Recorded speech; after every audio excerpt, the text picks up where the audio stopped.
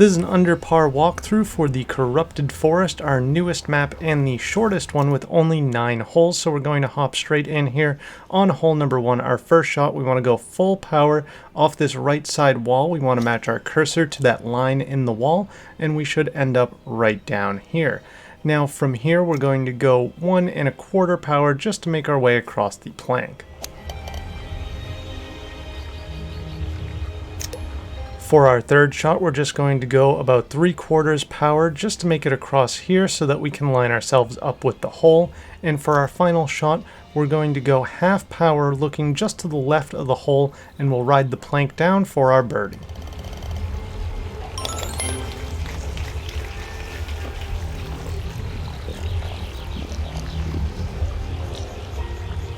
Hole number 2 is an easy hole-in-one, it just depends on your timing. We're going to go just under 3 power, and you want to go as the windmill is passing the flag, so as soon as it passes, you want to shoot, and you should get in for an easy hole-in-one.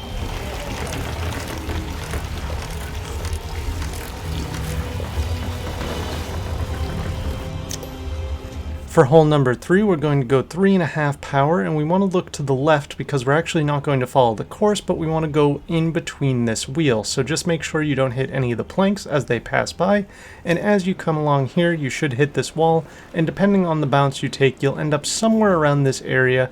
You might need to adjust your shot a little bit, but you should be about 2 1/4 power away from the flag for an easy hole.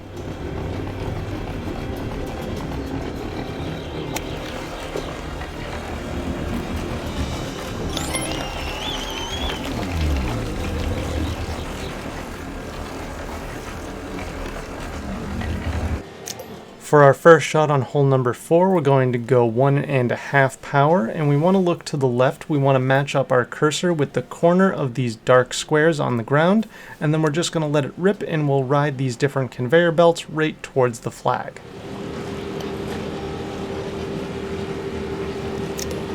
Our second shot is easy enough. We're just going to do 1 power to make it up the hill and into the hole.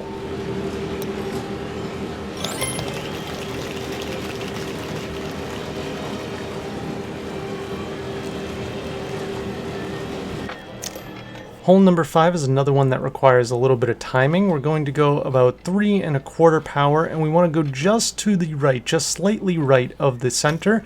And as soon as the plank passes by, you want to shoot so that you end up near the hole.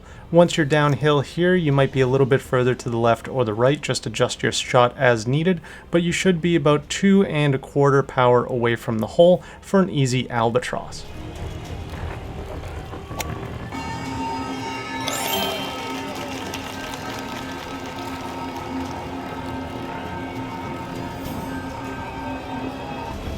Hole number 6 is probably tied for the most difficult on the course just because of the randomness of it, but we're going to be going full power for our first shot over here to the right, basically lining up with the dark line on the rotating paddles. As the paddle makes it past you, you want to let it rip, and you should end up in the water and down here at least. The hope is to get as close to the flag as possible, but as you're going to see right here, I ended up getting knocked up to here.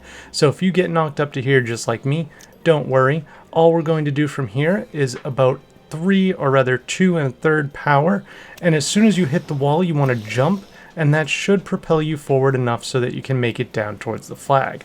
As you make it down here, you can jump a little bit more if you need to try and stay center, but it really doesn't matter necessarily. You'll just need to adjust your shot if you end up a little bit further to the left or to the right. Now for our third shot, we can try and dunk it in the hole if we want, but really we just want to get close to the hole, so we're going to go just a squeeze under 2 power here. This should bring us right to the hole, and then we can easily get it in for a bogey, but don't worry, we'll make up the shots in the next holes.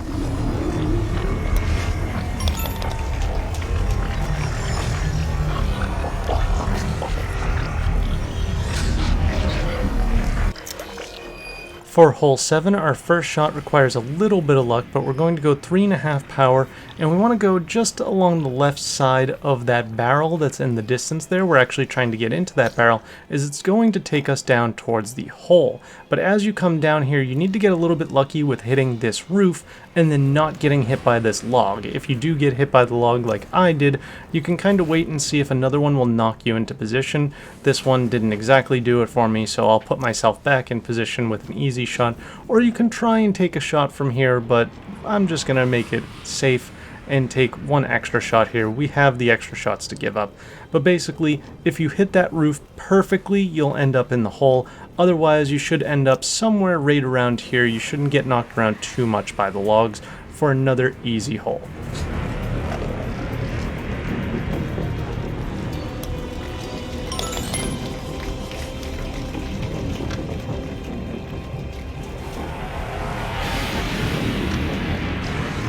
For hole number 8, our first shot, we're going to go 2 3/4 power, and we want to just wait for the hole in the barrel to pass by us before we take our shot. Also make sure you aim a little bit to the right like I'm doing, don't just keep it on the center line, and you should make it up to here. For our second shot here, we just want to make sure that we get into this little tube here. Don't worry about your power, it'll drag you along all the way anyways, so you can go 1 power, 2 power, whatever you need to do to get into this tube.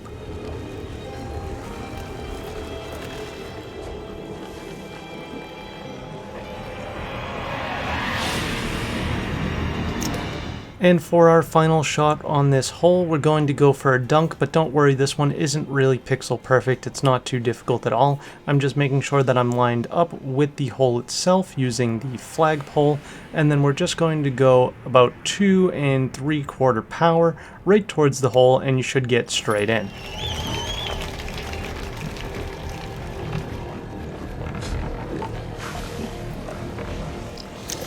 Hole 9 has a pretty easy hole-in-one.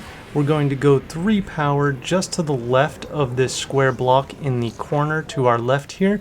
I missed a couple shots just kind of messing around, but all you need to do is hit this shot right off the left corner there, and you should bounce right up into the hole, or you might just skid by it like me and you can get it in for an easy 2-shotter.